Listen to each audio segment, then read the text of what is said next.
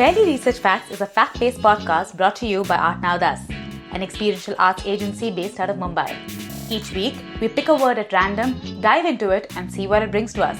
We are your hosts. My name is Ragini, and this is Shar. Let's go. Hi, and welcome back to another episode of Barely Research Facts. You're here with me, Shar and Ragini. Hi, guys. And the word for today is fairytale. I loved it. I did too. And there's so much to dig into. So let's start. I know. Let's jump in.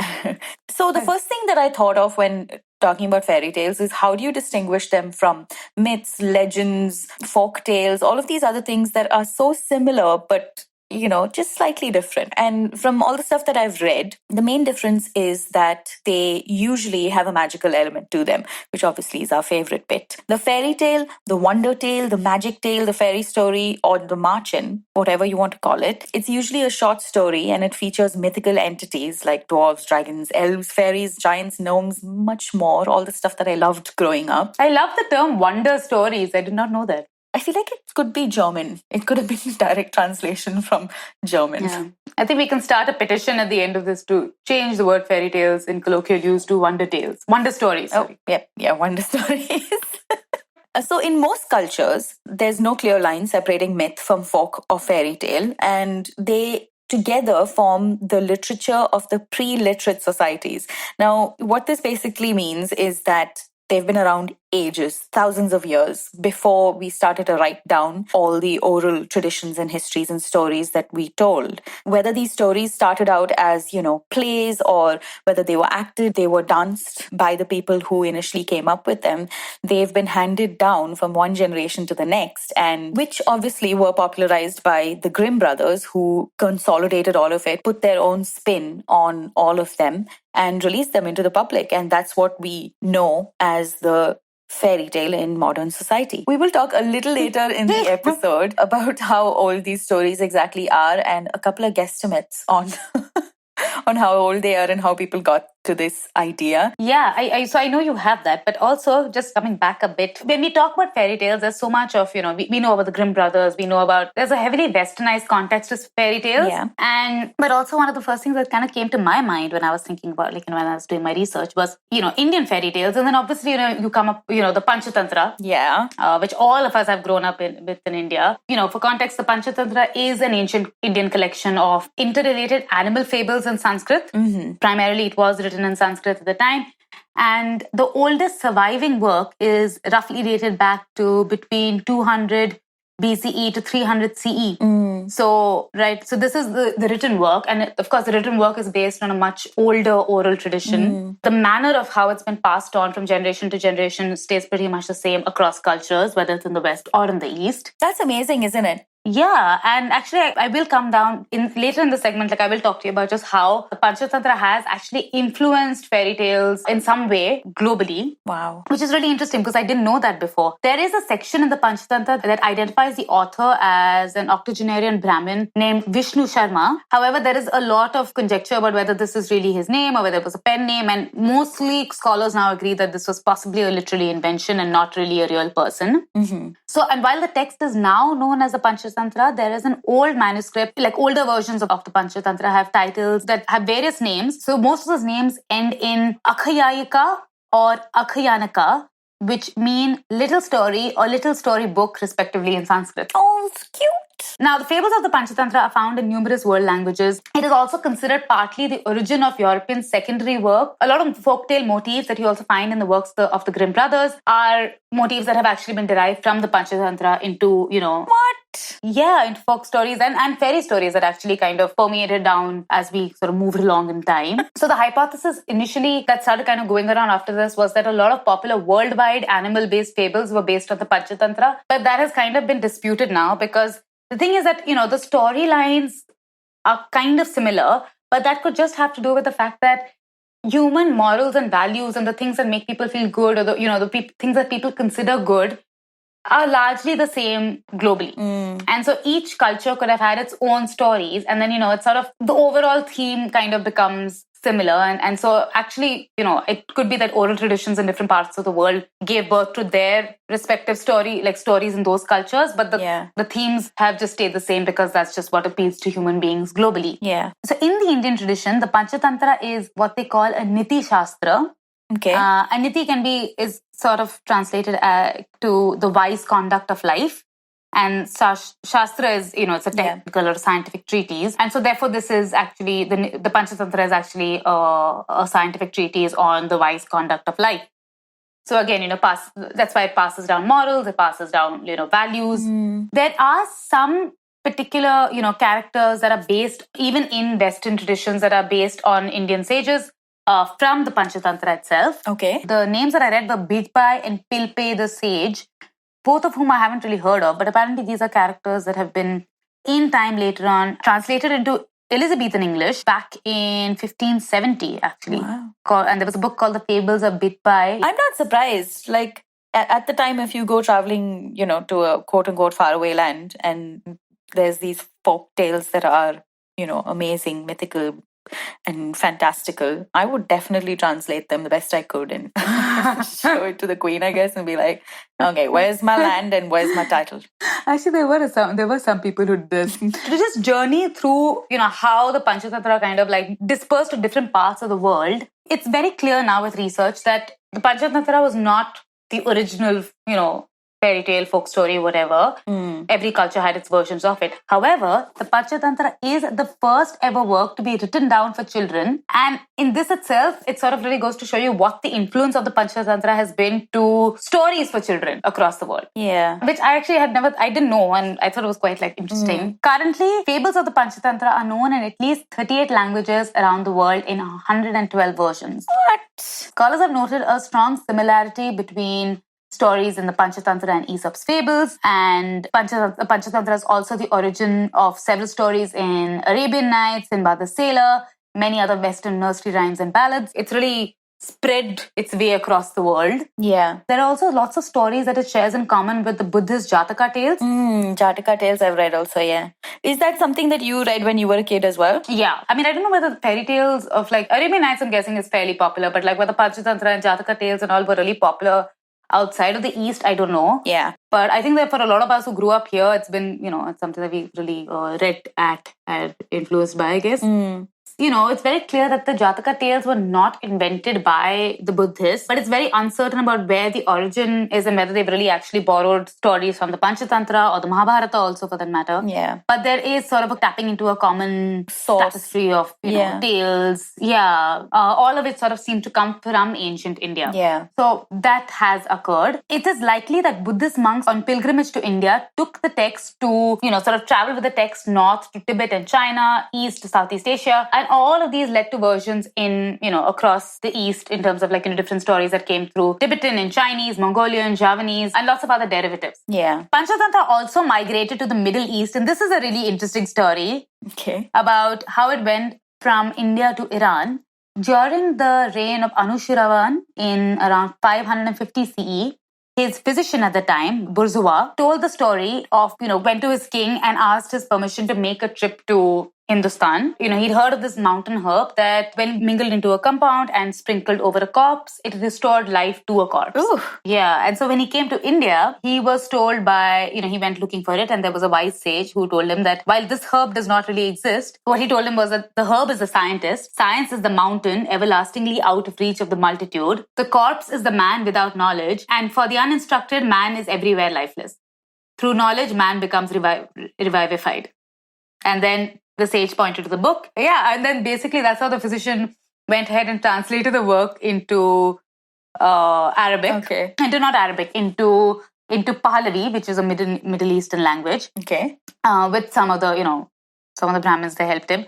In 570 CE, his translation was then translated into Syriac, and nearly 2 centuries later, it was translated into Arabic by Ibn al-Muqaffa in around 750 CE. This translation has considered one of the first masterpieces of Arabic literary prose, and almost all of pre-modern European translations of the Panchatantra arise from this Arabic version. Wow. Yeah, it's had a really fascinating journey. I mean, just to see how different people have accessed it and then translated it, and how it's adapted itself to different cultures around the world is it's quite an amazing testimony to the quality of the text as well. Also, do you think that if you traveled thousands of kilometers and in search of something, and then you found out it didn't exist and you were given a very philosophical explanation for it, how would you have reacted, Ragini?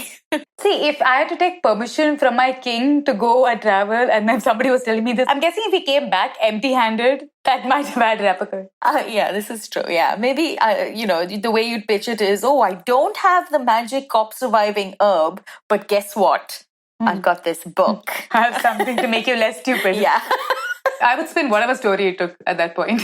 But anyway, from here, so basically this has been the journey of the Panchatantra, which honestly for me has been the most interesting part to research for this entire episode, because I really until now did not know. I mean, I've read it, I've grown up on the Panchatantra. It is, it's so commonplace that I could read a story anyway and be like, it sounds like a Panchatantra story. And it's just so like, it's such a, it's just there. It's a part of our upbringing. Yeah. But to just read it from this context really blew my mind a little bit. Yeah, it's a pretty amazing story. Yeah, it's quite awe-inspiring, right? Yeah. Have you heard about this fairy tale called the tallow candle? No. So the story tells of a little candle that is dirtied by life and misunderstood, which eventually finds happiness after a tinder box sees the good at its heart and lights it. So it sounds like any good old fairy tale that has a super saccharine sweet beginning and ending. Yeah. So this story was written by Hans Christian Andersen. He was a Danish writer, and if you don't know about him, please just Google him. He's a prolific writer of fairy tales and adapter of fairy tales. So it was written in the 1820s, and what is unique about it is that it was discovered as his first ever short story that he wrote that could have qualified as a fairy tale. And even the discovery was by pure chance. It was discovered by a local historian in Denmark in a place called Funen, and his name was Esben, but it was discovered in the family archives of this family called the Plum family. They have, the archive itself is amazing. But Esben stumbled across a small piece of yellowing paper at the bottom of a box, and he realized that it might be important. And Esben is a true professional, because the only way he knew it would be important was that he recognized the signature on it, and it was Hans Christian Andersen's. Wow. Impressive. Yeah, so apparently the story was written when he was relatively younger. He was at school, and it was probably written between 1822 and 1826. And he actually started writing published works, or he started being published only in 1829. So it was quite a bit earlier than his most famous work. And he went on to write hundreds of stories, but this could have been the beginning of all of that. So I like the comments that this lady called Sarah Maitland had about this story. She's written a book called Gossip from the Forest, which explores the connections between forests and fairy tales. And she says that the story is extremely Andersen. It's very, very Andersen, she says. It's highly moralistic, rather sentimental, and it's animating an inanimate object. That's very Andersen. I don't know anyone else who does it that way, which is great. That's a nice thing to say. Thank you, Sarah, from Andersen. Okay. And then she says, she found it very, quote, very interesting, but he obviously got better at his job, which is very refreshing. I'm sure it would have meant more at the time. For every child who woke in the night, someone would have lit a candle or they would have stayed in the dark. We don't look at the candle as a source of light anymore. It would have been a more meaningful story then, but I don't think it's very good. Oh, God, Sarah. Okay, so she doesn't mince her words, clearly. So that's the story of how Andersen's, first short story of fairy tale was discovered. And then shot down. By Sarah Maitland. Everybody go check out her book, please. So this isn't the only discovery. So this discovery is quite a bit older. It was in 2012, it feels like it was yesterday, but it's 11 years ago now. No, it's not. I'm bad at math. But it's 9 years ago now. It might seem like yesterday, but it's almost a decade ago. But around the same time, there was also a stash of 500 new fairy tales which were locked away in an archive in Germany that were discovered after 150 years of them being there. And So these tales, they're part of a collection of myths, legends, and fairy tales. They're gathered by a local historian who operated mainly between 1810 and 1886, called Franz Xaver von Schonwerth. And so Franz, Well done. because I'm on first name. Well done on that pronunciation. Well, very impressed. So because we're on first name terms, I'm going to call him Franz. So Franz is an interesting human being. He operated around the same time as the Grimm brothers, and he did something similar to them, which was collect these fairy tales, folk tales, legends, but he didn't put a spin on them. The Grimm brothers were famously known to have put a religious aspect into all of their fairy tales that had a very defined idea of good and bad and moral, what was moral and what was immoral. He just told them as they were. And so he just recorded them and he didn't influence them, as far as we know, in any perceivable way. In 1885, Jacob Grimm said this about him: "Nowhere in the whole of Germany is anyone collecting folklore so accurately, thoroughly, and with such a sensitive ear." And this is also something he told the King of Bavaria, that the only person who could replace him in his and his brother's work was Franz. Good old Franzy boy. What? Yeah. This researcher called Eichenseer was sifting through von Schonwerth's work, Franz's work, and she discovered the 500 fairy tales, and a lot of them don't appear in other European fairy tale collections. So, shall I give you an example? Oh, wow. Yeah. Yes, please. So, apparently there's this story about a maiden who escapes a witch by transforming herself into a pond. The witch then lies on her stomach and drinks all the water, swallowing the young girl, who then uses a knife to cut her way out of the witch. Ooh. So that's a fairy tale. Wow. If you want to terrify your children. It's a fairy tale, to be fair.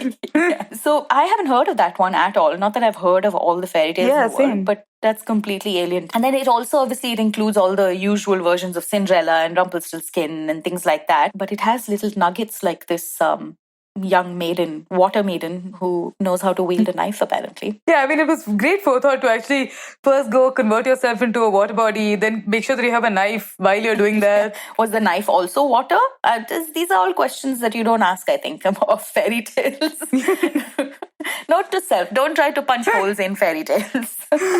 You will win. Yeah. Good old Franz's legacy, it counts as one of the most significant collections in the German-speaking world, and they have actually started to try and translate them using a Munich-based English translator. And this was, again, like I said, it's quite an old story. And when I looked it up, they have translated them, and we'll provide you with the link in the blog post to the translated work. Oh, wow. Yeah. Oh, I'm looking forward to that, actually. Yeah. That would be interesting. Speaking of gory fairy stories, so we had done a previous episode where, we've done one of our BRF shots on us is on Fairytale, and you should go check that out because we've actually covered a lot of the true origins behind a bunch of stories, fairy stories in that one. Yeah. However, there's one that I specifically saved for this episode because it's just amazingly fascinating and it just deserved a full segment to itself. This is the real story of Bluebeard. Now, for those of you who don't know, do you know the story of Bluebeard? Vaguely. I'm sure you do. Yes. It was vague for me as well, and I had to kind of refresh my memory. Yeah. But I did that successfully, and I'm going to pass on the knowledge. The story of Bluebeard is that he was this really wealthy and powerful person who had been married several times, and his wife just mysteriously disappeared. And then one day he goes to visit his neighbor, and he says that he wants to marry one of his daughters, and they're all terrified. Eventually, the youngest daughter sort of volunteers to be his wife, and when he takes her back to his chateau, he leaves for a couple of days and he gives her the keys to the house and says that you can go to do what you want, chill, but there's this one room that you just shouldn't enter. And of course, like every good heroine, she does exactly what he's told her not to and enters the room. And when she enters the room, she finds it it's full of blood and corpses of his ex-wives, and she realizes that he basically kills his wives. Oof. And then eventually, long story short, he comes back, he finds out she manages to trick him, and eventually he is killed and she moves on to live a happy and healthy life for whatever it was back in the day. Oh, cool. But yeah, succinct. Charles Perrault wrote Bluebeard, and Charles Perrault is also, along with the Grimm brothers and Hans Christian Andersen, is one of the big names in the fairy tale industry. So the true story of Bluebeard is actually way more fascinating. It actually has a lot of contemporary connotation, like a little bit of an extension into contemporary times as well, which I will come to. But he bases his accounts on, there are two accounts that he could possibly have based this on. One is a really savage ruler in the 6th century in Brittany and France. The second account is far more detailed, actually, and this is around a nobleman called Jules de Rais. The French pronounce it slightly differently. Jules de Rais is actually was a French serial killer who was known to have murdered hundreds of children. Oh. So there is actually conjecture around whether he was actually a victim of a trial or whether he was actually the perpetrator of the crime. Okay. But we know Jules de Rais as he was a leader in the French army. He was also a companion to Joan of Arc. And in time, he fought alongside Joan of Arc against the English and during the 100 Years' War. And after which he was appointed the Marshal of France. So he sort of grew in stature around this time. And in 1434, he retired from military life. And then when he became extremely flamboyant and would really spend tons of money on theater and would, sort of creating these spectacles and slowly got, I think he just attracted a lot of attention to himself and was eventually accused of dabbling in the occult. Oh. In time, he was then accused of engaging in a series of child murders and with victims going possibly into the hundreds. The killings came to an end in 1440. And when he had a particularly violent dispute with a clergyman in the area, and that led to an investigation that brought the crimes to light. He was eventually found guilty, he was condemned to death, and he was hanged in 1440. And he was given the nickname Bluebeard because when he was in battle, his horse's sleek fur used to look blue in the sunlight. So he was called Bluebeard, and so that's where Bluebeard could possibly come from. Do we know without a doubt that he did them, or do we not know? No, we don't. There's a great possibility, according to scholars now, that this could have been an act of revenge by the Catholic Church or the French state, because after he was hanged, the Duke of Brittany was given the authority to prosecute and received all the titles of his former lands and then distributed them amongst his own noblemen. Wow. And in 1992, Rai was retried during a media event in France. So it wasn't a proper judicial trial, but there was a lawyer who made a long plea at a UNESCO amphitheater in May 1992, and then pleading for his innocence, or for the case to be retried particularly. In November 1992, he organized a self-proclaimed court at the Luxembourg Palace, and he basically then proceeded to re-examine all of the source material and evidence made available at the trial back in the medieval times when he was tried. A team consisting of lawyers, writers, former French ministers, parliament members, a biologist, and a medical doctor, presided over by a judge, found him not guilty. However, it is good to note that none of the people who sort of sat in on this trial were medieval historians by profession, and nor was any advice sought from any medical historian. So there is a little bit of a gap. A giant hole, a cannonball-sized hole. So the hearing pronounced Jules de Rais not guilty of the crimes and was then converted into a partially fictionalized biography called The Mouth of the Wolf. And it was narrated by the writer Gilbert Proteus, who was also leading the trial, the mock trial that they ran for him the non-official trial that they ran for him in November 1992. And they did say that the case for his innocence is very, very strong. No child's corpse was ever found at his castle, and he appears to have confessed to escape excommunication. The accusations appear to be false charges made up by powerful rival lords to benefit from the confiscation of his lands. Greedy dogs. Yeah, and so basically it's like this, he could have been, he couldn't have been, but regardless of what he did inspire a story that has terrified children for years. Yeah. Can you imagine if we went to all the trials that were conducted during the Inquisition or during whatever period in history and went and retried all these individuals? Jeez. Coming to psychological conditions that are named for fairy tale characters, specifically Disney characters, but obviously most of Disney's whole content machine, especially when they first started out, was taking from folktales, legends, fairy tales, and all these cultural stories that were, that have been around for eons. So, and then printing it up and animating it. Yeah. So, have you heard of Peter Pan syndrome? Is it a man-child syndrome? Yes, sort of. It's just characterized. Oh, yay, well done. It's characterized. You can make an educated guess, can't you? Because based on it's very close to what the character itself went through. It's characterized by emotional immaturity and an unwillingness to take on responsibilities. It's more common in men, than in women. But women can suffer from something called Wendy syndrome, which is acting like mothers to their partners and others. Did not know that. Ouch. Okay. It's like when you study psychology at any point in your life, you actually go through this condition where you assume or think that you have all of the psychological conditions that you're studying because I wonder if doctors have that when they study. Like, I wonder medical students have that when they're studying. Oh God, can you imagine living hell? Because imagine if you had something called sleeping beauty syndrome. Does that mean that you just sleep all the time? Well, actually, it's an actual neurological disorder. It's called Klein-Levin syndrome, and it's characterized by periods of excessive sleep and altered behavior. So a patient can become very drowsy and sleeps for the majority of the day and night, and they'll only wake up to go to the bathroom or to eat. And sometimes they can last up to months at a time. Actually, that sounds like a really good life. Oh God, it sounds terrible. To sleep. I think there is a story of a young girl who went through this. We will post it in the blog post if you would like to go through it. Going from that to a slightly unsettling one called the Rapunzel syndrome. Do you want to have a guess, Ragini? You'd never cut your hair? Okay. Is this like Stockholm syndrome? No, it's not. So it's an actual thing apparently where it's an intestinal condition that results from people eating hair. So Rapunzel syndrome happens as a result of someone having trichophagia, which is you swallow your hair and you swallow so much of it. I know. You swallow so much of it that over the course of years, the hair accumulates, resulting in a giant hairball in the stomach or small intestine. Why aren't you just pooping it out though? Because you eat that much of it that it just becomes like a solidified ball. And it can be dangerous, obviously, apart from the obvious reasons of a huge thing, a foreign object inside your body. It can also wrap around your organs and cause perforations. Ooh. Because apparently people can't digest human hair. So, yeah. Okay. It's extremely rare. So that's something new to learn. Everybody stop panicking. It's extremely rare. Only about 24 cases have been reported. And don't look up the hairball, please, for your own good. Just don't. Okay. Two interesting ones are the Bambi complex and the Cinderella complex. The Bambi complex is people affected by it. They're very sentimental and sympathetic towards wildlife and wild animals. I'm sure everybody's relating here.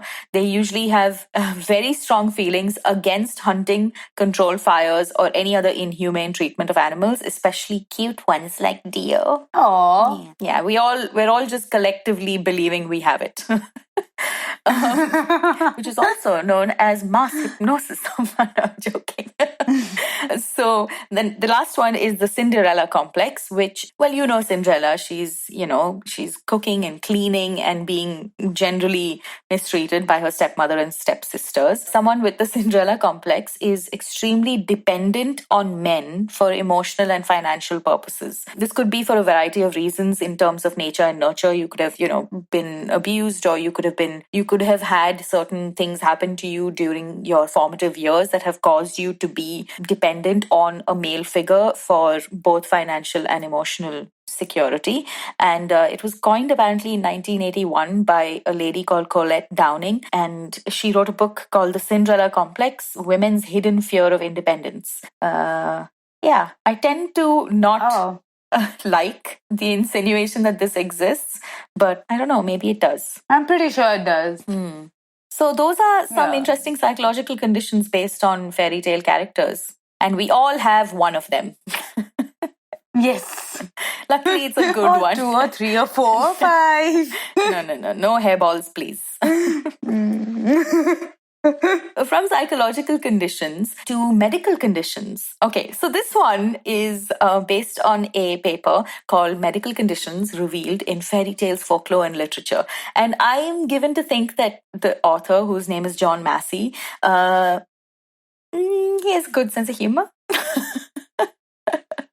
But I think it's a good sort of investigative piece because he basically picks fairy tales and then thinks about or postulates what these particular characters could have in terms of a medical condition.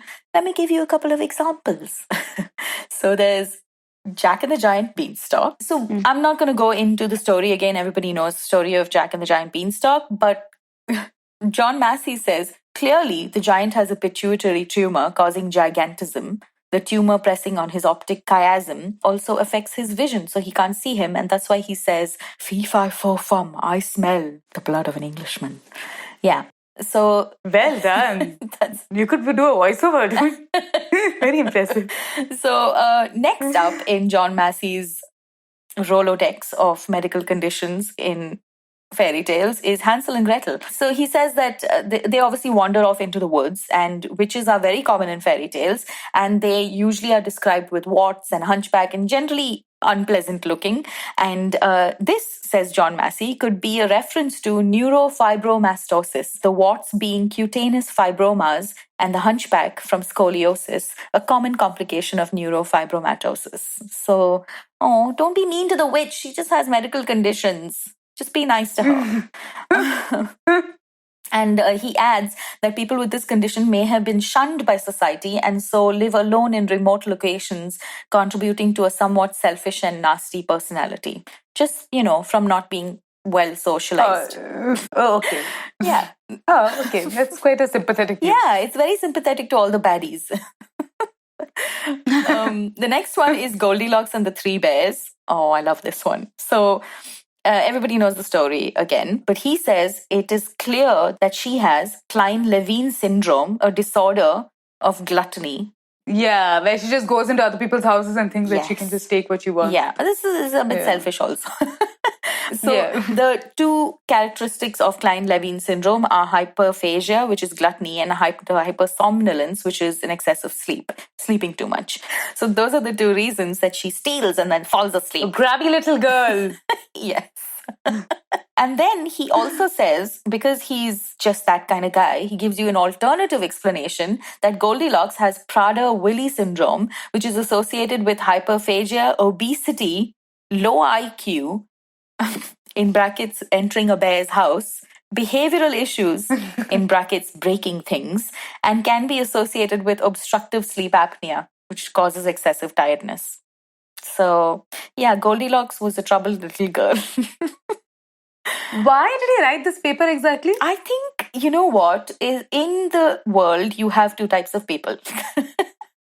People like John Massey. People who take their jobs too seriously. Yes. And people like John Massey who can just find a way to have fun with. So the last one I'm going to do is Little Red Riding Hood, because this one was the most interesting to me. So clearly, says John, Little Red Riding Hood suffered from myopia, astigmatism, or both, because she does not notice that the grandma looks like a wolf. You know what John Massey does, though? He gives you an alternative theory for everything. Alternatively, the grandma may have had hypertrichosis. It's also known as werewolf syndrome, and it's characterized by excessive hair growth on various parts of a person's body.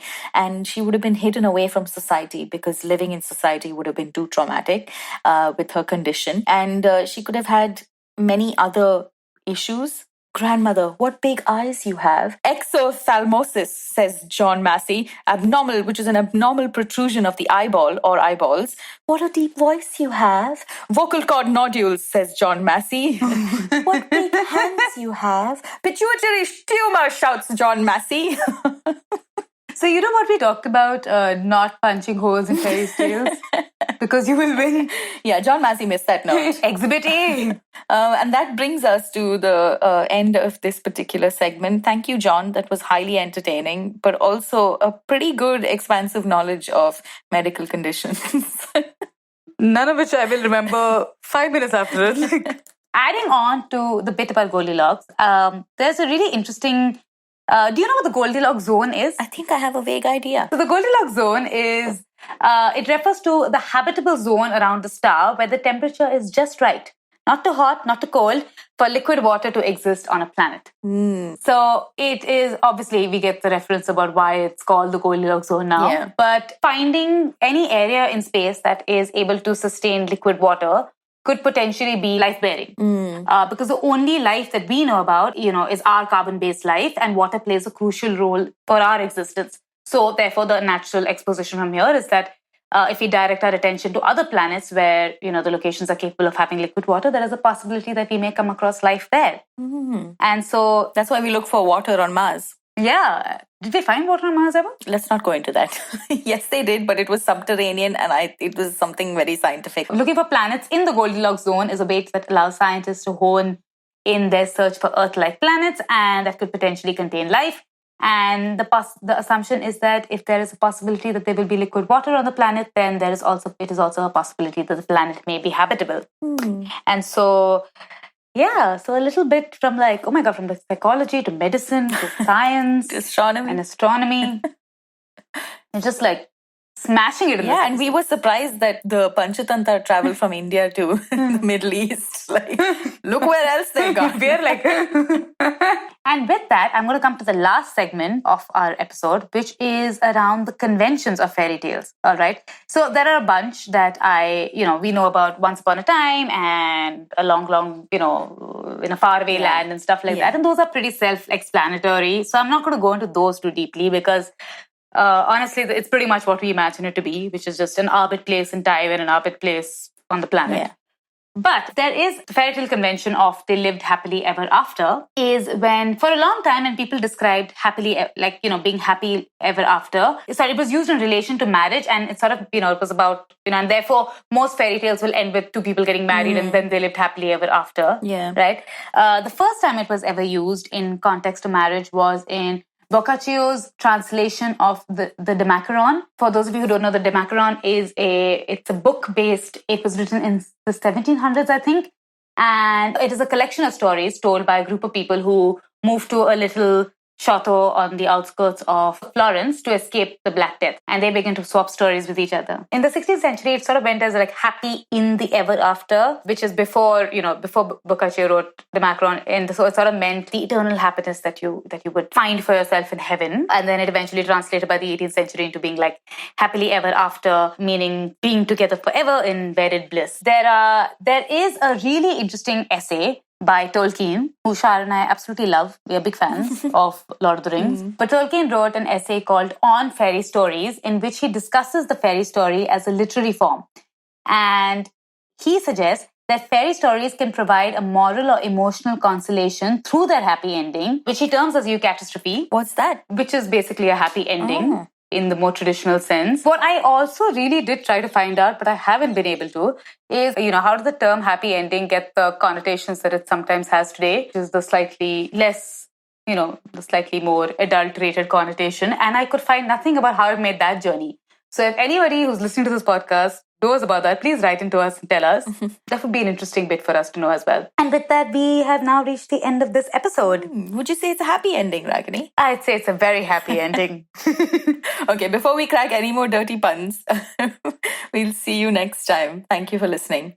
Yes, and in the meantime, if you've enjoyed the episode, please review, share, subscribe. It really, really helps us. We will see you soon with another word. See you. Bye, guys. Okay, that's it for today. The episode you just heard was edited by Mohit Chandelier. Music for the episode is by Charita Arora. If you'd like to reach out to us about the podcast, the episode, or you just want to say hi in general, we're on Instagram as Barely Research Facts. You could also come to the website at www.ArtNowThus.in. If you like the podcast, review, subscribe, and please share it with other podcast lovers in your circle. It would mean so much to us. Until next time, bye.